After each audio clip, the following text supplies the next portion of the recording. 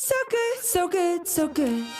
Score holiday gifts everyone wants for way less at your Nordstrom Rack store. Save on UGG, Nike, Rag & Bone, Vince, Frame, Kurt Geiger London, and more. Because there's always something new. I'm giving all the gifts this year with that extra 5% off when I use my Nordstrom credit card. Santa who? Join the Nordy Club at Nordstrom Rack to unlock our best deals. It's easy. Big gifts, big perks. That's why you rack. We are Cultivate. cultivate. We are Cultivate.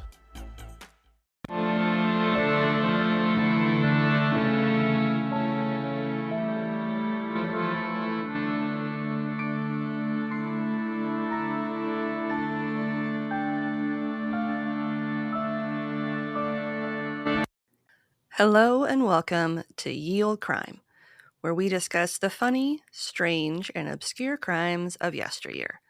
I'm your host, Lindsay Valenti, and with me is my sister and co-host, Maddie Savage. Hello. Hello. I have two things in the kudos closet this week.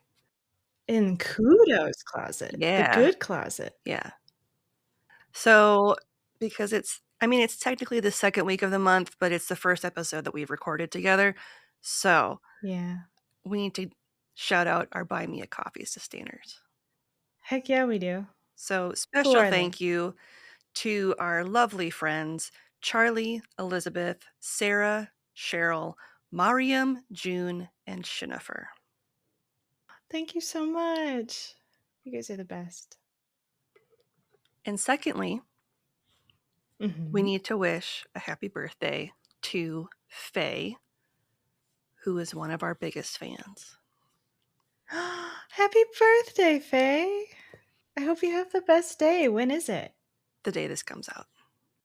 Oh my gosh, that's even better. I hope you're having the best day ever. I hope you've already gotten all of your free little things from all of your little places. So today, we are going to be discussing what we were originally supposed to be discussing on Halloween, but it never happened because I was super busy and didn't have time to do research, and we didn't have time to record. So Fair. we're doing it now. We're doing it now. We're going to be discussing the Muffin Man. Okay, hold on. I was just telling my coworkers about this because what was the other? There was another nursery rhyme that Ring we were Around the Rosie. discussing. Yeah, and they were like, "Oh my God, I had no idea that that's what that was." And I was like, "They made so many like this. Like all of those nursery rhymes have a dark hidden meaning, like a warning that they couldn't tell the children, so that was how they told the children." I'm excited. Ooh, the Muffin Man. Scary. Let's do it. Information was pulled from the following sources: a 2024 Atlas Obscura article by Kalina Fraga. There's actually two of them. 2024 Caneland Crier article by Sophie Phil. 2024 Mirror article by Alan Johnson. 2023 London Dark Tourist post by Jen. 2023 Snopes article by Madison Dapkovich. The White Heart, Uncyclopedia, and Wikipedia. Nice. And links to all of these articles will be included in the show notes. If you love the show, the best way to support us is to leave a 5-star rating and review on Apple Podcasts, Podchaser, Good Pods, CastBox, Podcast Addict, and or Audible. Links to all of these are in our show notes, or if you're already listening on one of these platforms, you know what to do. Oh, and while you're at it, shoot us a question you'd like to hear us answer on the pod. We'll give you a special shout out and address your burning questions all at the same time. The weirder, the better. Submit them via link in our show notes or shoot them to us in our DMs. Do you know the Muffin Man? The Muffin Man? The Muffin Man. Huh. Who lives on Drury Lane? I did know he lived on Drury Lane. So this seemingly sweet nursery rhyme is rumored to hide a dark story. that of Frederick Thomas Linwood, a possible serial killer from the 16th century. Insane. Insane. Although little is known about him, some sources indicate that Frederick resided on Drury Lane, situated in the West End of London. Located near Covent Garden, the area has quite a checkered past. We've mentioned it before, such as its connections to molly houses, and it was one of the more fashionable areas in the 16th and 17th centuries. So it was kind of Okay. like a well-to-do area. Interesting, because I thought for sure it would be kind of a seedier, I don't know. In the 18th century, the area was one of the worst slums in London, notorious Yeah. for its street fights, public drunkenness, sex workers, and gin bars. Yeah. Yeah, that's the one I know of. Mhm. I know about. Yeah. Just didn't go back far enough, apparently, Yeah. to find the highfalutin times. Mhm. According to the London Museum, quote, many people went there to drink, gamble, and sometimes even commit crimes. The Muffin Man would have sold his muffins to many of the people who lived and worked nearby, end quote.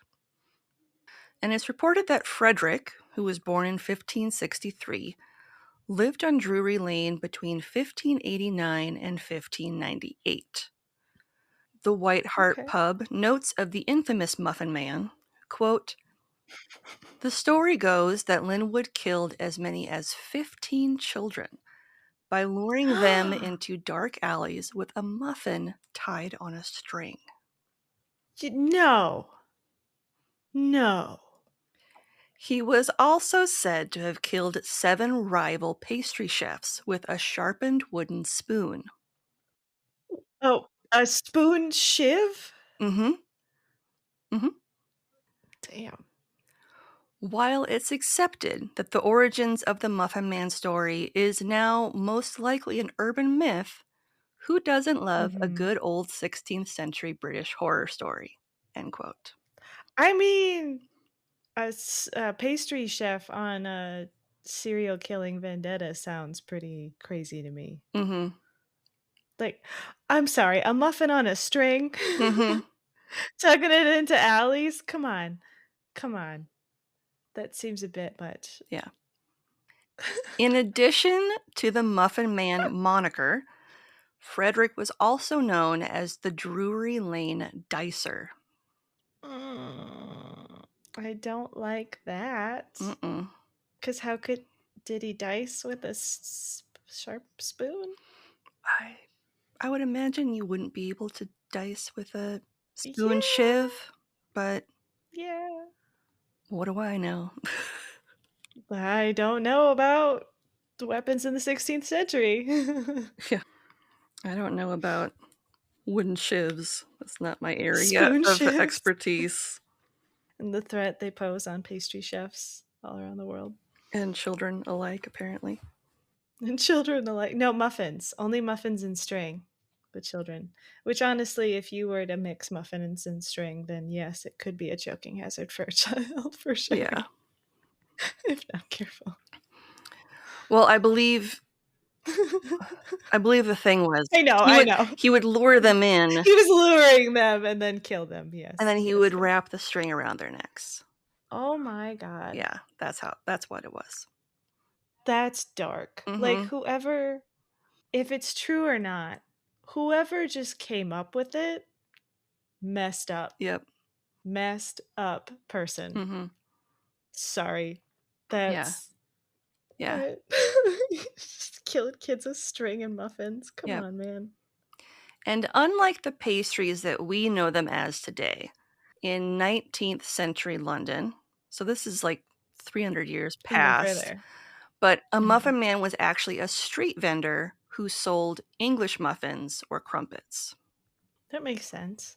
They'd be easy to make on a skillet. Mm-hmm. And that would be easy to have. Yeah.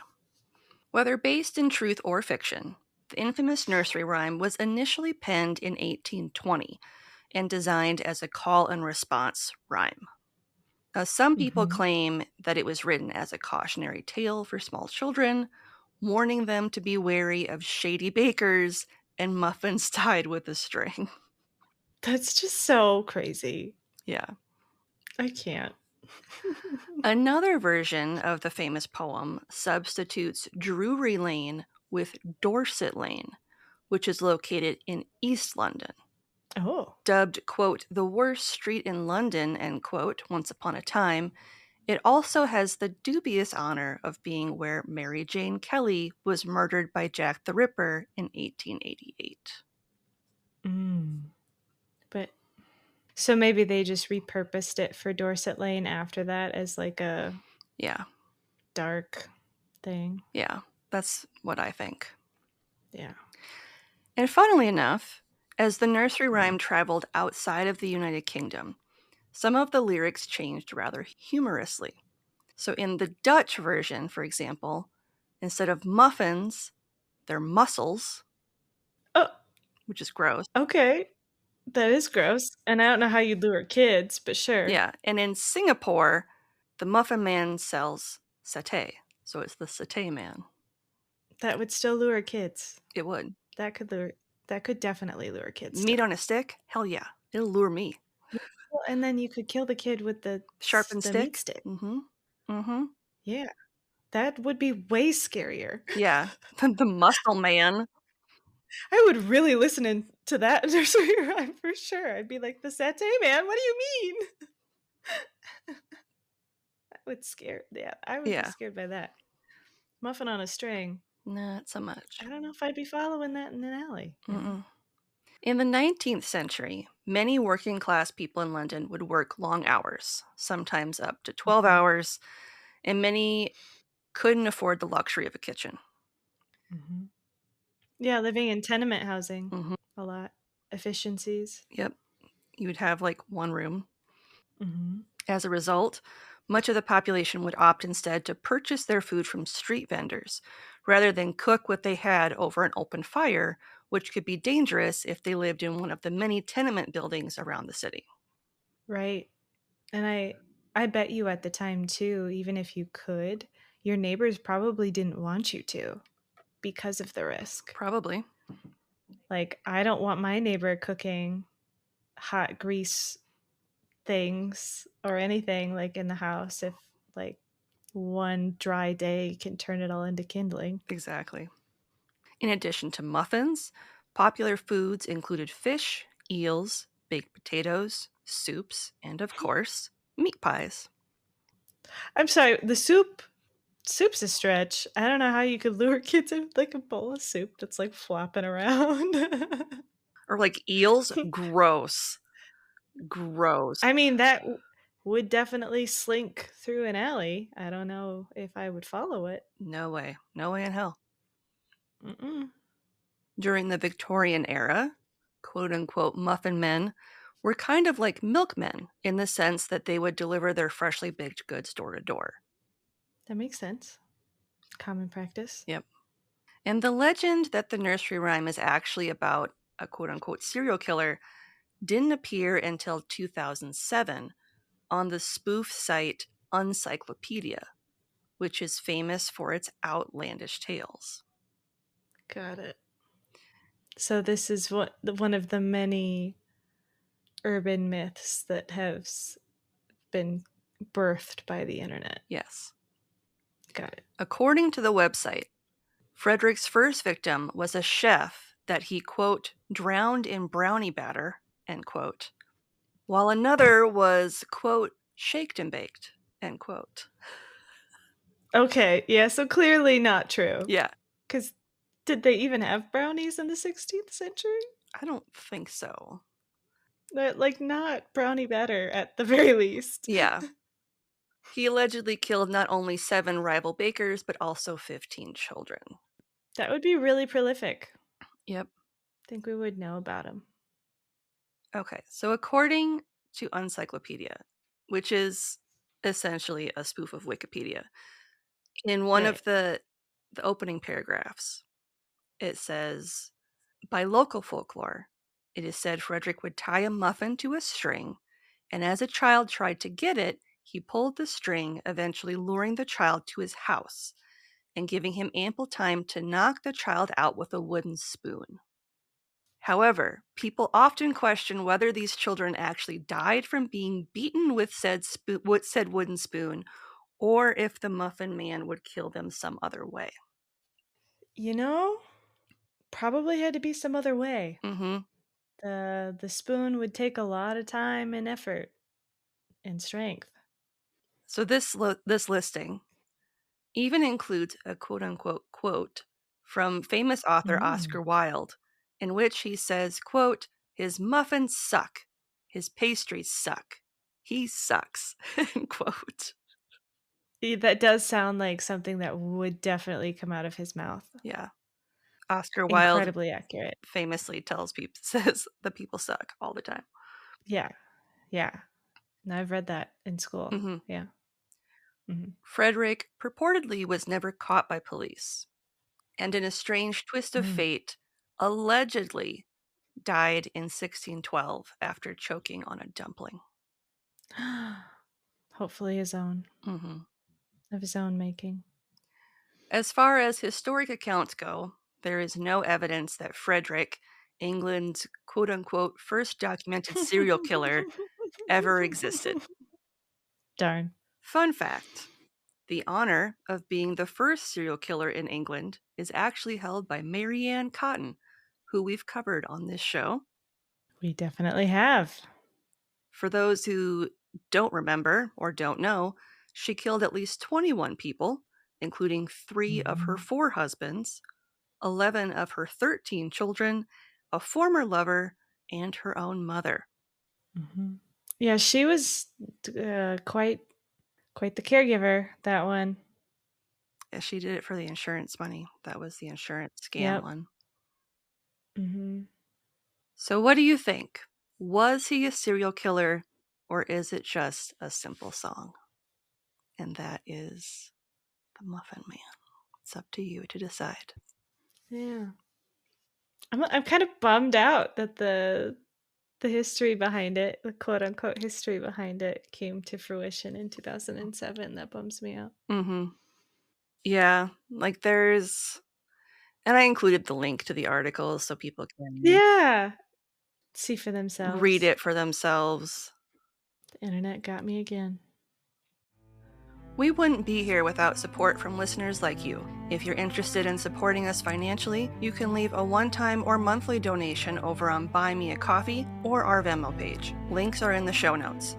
And we make a point of reaching out to send you a thank you note and stickers to show our appreciation. Want to show your support in a more concrete way? Pick up some Yield Crime merch over at our TeePublic shop. We shout out whenever there is a sale each month, and we work to make sure we're creating new designs and changing it up whenever possible. And hey, thanks for listening. This week's listener question comes from Carrie Ann, Mm-hmm. and she would like to know, setting the stage, you are the emperor of a small island nation. Oh no. And you can pick any 3 people from history to come and live on your island for 5 years. Who do you choose and why? Okay, so Dr. Banting, Mm-hmm. who is the father of insulin, modern day insulin. I would have, this sounds really weird, Howard Look, who a lot of people don't know he's still alive. He's the founder of Tide Pool, which is a really incredible algorithm made for type 1 diabetics that is kind of powering a new functioning system. And then my third person, I don't know any super brilliant people that are known for like medical knowledge, like general medical knowledge. I mean, they wouldn't have to be people with medical knowledge if you don't want Actually, to be. you know what? Tesla. I think Nikola Tesla. Ooh. Because I think he could be a good wild card in there too, and just see what they could make. Mm-hmm. Like having 5 years of modern technology and modern medicine and see what they could come up with. Those would be my 3 people, because I think between the 3 of them, they could either create a cure or as close to mitigating the symptoms of diabetes as they could. Nice. Yeah. Yeah, Nikola Tesla. I'm going to sneak him in there. Yeah. That's a good one. Thanks. How about you?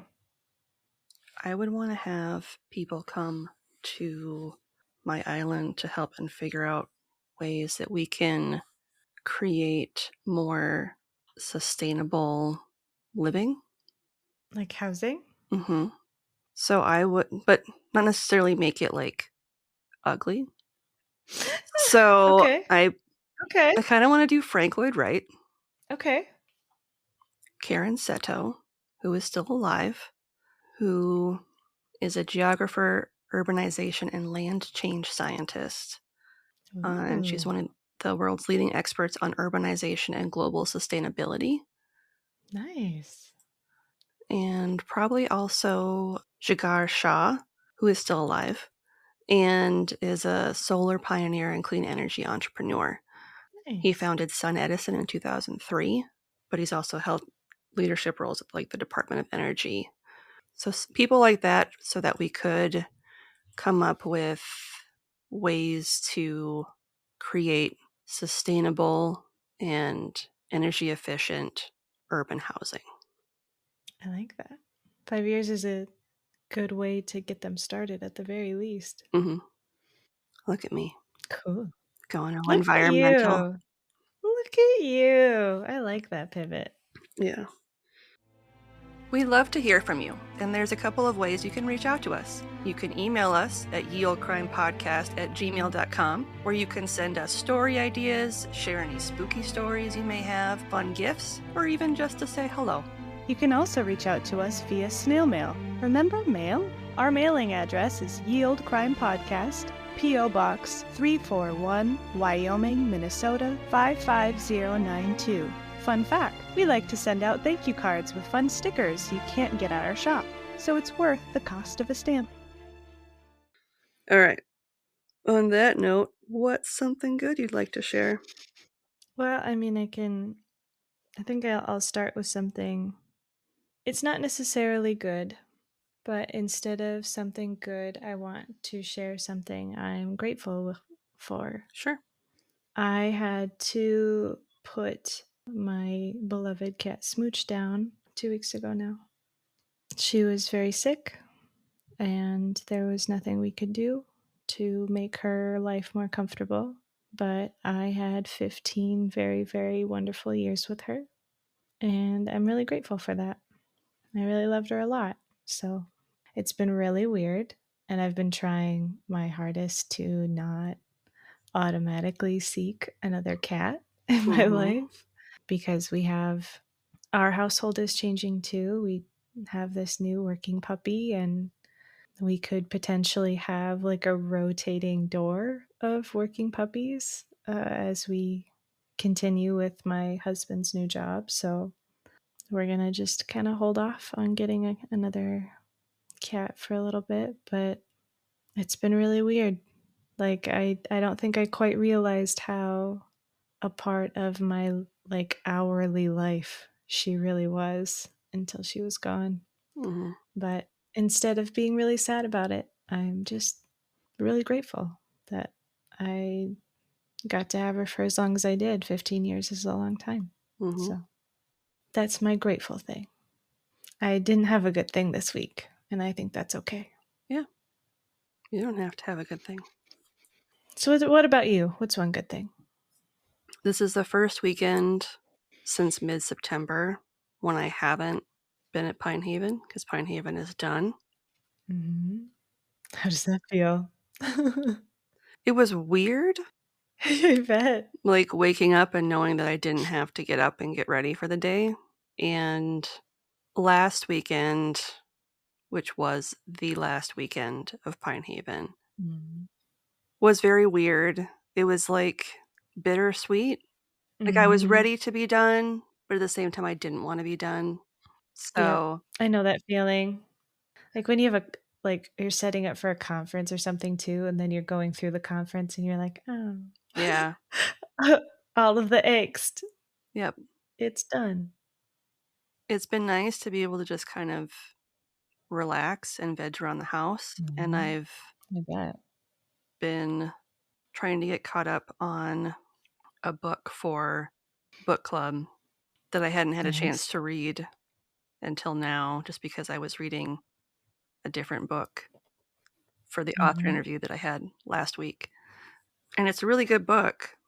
So I'm hoping I can finish it before we meet on the 17th. So Nice. I should be able to finish it in a little over a week. Definitely. It's a pretty Heck good yeah. read. It's Nice. called The Bookwoman of Troublesome Creek. And it's the first book in a series. It's set in the 1930s in Appalachia. Okay. Ooh. And the main character is one of the last of the Blue people. Oh. Well, dang. Okay. So it's very interesting. And Yeah, that sounds really interesting. so yeah, I'm only Cool. a sixth of the way through it right now. But it's really good. It's a good book. Nice. So yeah, I guess my something good will be that I have my weekends back to do with as I see fit. That is definitely something good, for sure. All right, shall we? Let's do it. Want to be social with us? You can see pics from this week's episode, bonus content, and funny memes on X at Ye Olde Crime Pod, or on Facebook, Instagram, Threads, TikTok, and YouTube at Ye Olde Crime Podcast. Speaking of YouTube, we have a special playlist just for our Can You Crack the Cramp Word segments with our guest podcasters to see who can correctly guess the meaning of some obscure Victorian slang terms. If that's your thing, check it out. And on that note, as always, I'm Lindsay. And I'm Madison. And we'll see you next time with another tale As old as crime.